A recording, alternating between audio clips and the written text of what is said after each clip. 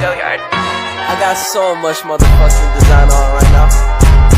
Break it down, bring it back, make it clap. I got 3 old thoughts, new block, where that thing. Bitches on my line, and you know they come straight. Hold up, what it not, 45, scope it cash like whoa. How you fucking with these hoes up? Hai masih bersama Unizandria. Baiklah, kali ini kita akan membahas atau menafsirkan dari surah Al-Baqarah ayat 30 yang berbunyi A'udzubillahi minasyaitonirrajim. Bismillahirrahmanirrahim. Wa idz qala rabbuka lil malaikati inni ja'ilun fil ardi khalifah. Qalu ataj'alu fiha man yasfikut wa yasfikut dima wa nahnu nusabbihu bihamdika wa nukaddisu laka. Qala inni a'lamu ma la ta'lamun. Nah, baiklah. Tadi kan kita udah mendengar nih bunyi dari surah Al-Baqarah ayat 30. Nah, kali ini kita akan membahas atau membacakan arti dari surah tersebut.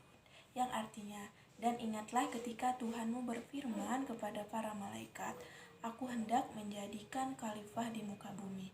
Nah, lalu mereka berkata, apakah engkau hendak menjadikan mereka khalifah yang telah atau menjadikan orang yang telah merusak atau menumpahkan darah di sana? Sedangkan kami bertasbih, memuji dan menyucikan namamu. Nah, lalu dia berfirman, sesungguhnya aku mengetahui apa yang tidak kamu ketahui. Nah, itu tadi adalah arti dari surah Al-Baqarah ayat 30. Nah, selanjutnya kita akan menjelaskan apa sih makna dari ayat tersebut. Nah, kita tadi tuh udah mendengar dan mengetahui nih arti dari surah Al-Baqarah ayat 30. Sekarang kita memahami apa sih maknanya. Nah, langsung saja. Di mana dalam surah Al-Baqarah ayat 30 ini Allah berkomunikasi kepada para malaikat bahwa ia hendak menjadikan makhluk di muka bumi ini sebagai khalifah. Akan tetapi para malaikat membantah hal tersebut karena di mana seorang makhluk di muka bumi ini ia yang merusak, ia yang menumpahkan darah di sana. Namun Allah mengatakan bahwa ini a'lamu malah ta'lamun.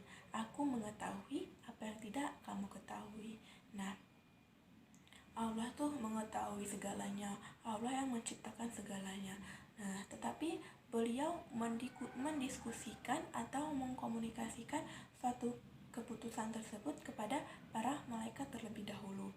Sedangkan emang benar manusia di muka bumi ini merusak ataupun menumpahkan darah di sana. Akan tetapi kita nih sebagai makhluk di muka bumi ini harus menghindari hal-hal yang seperti itu. Selanjutnya nih Allah mengkomunikasi atau Allah menjalin komunikasi kepada para malaikat, di mana Allah ini merupakan selaku komunikator, sedangkan menyampaikan pesannya kepada para malaikat yang menjadi komunikan.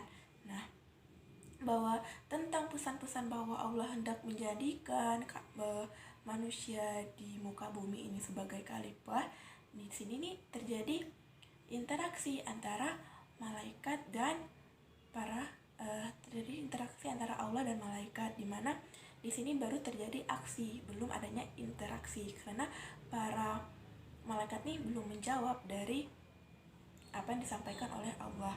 Nah, kemudian dari Allah kepada malaikat menyampaikan pesan, kemudian para malaikat ini menjawab, mengapa engkau hendak menjadikan para makhluk di muka bumi ini sebagai khalifah? Di situ tuh udah terjadinya interaksi, di mana Allah menyampaikan pesan kepada para malaikat, kemudian menjawab kembali dari pesan yang disampaikan oleh para malaikat.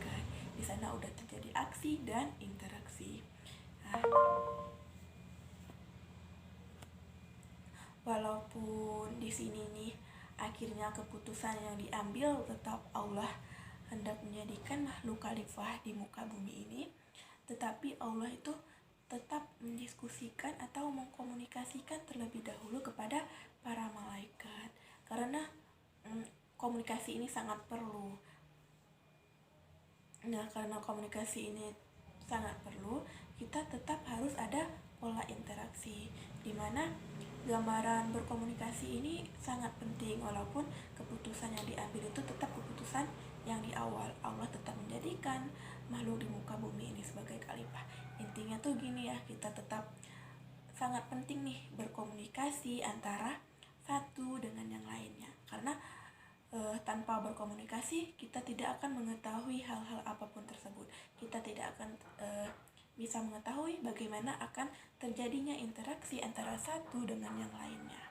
Nah, baiklah, mungkin itu saja nih yang bisa saya sampaikan tentang makna dan penafsiran dari surah Al-Baqarah ayat 30.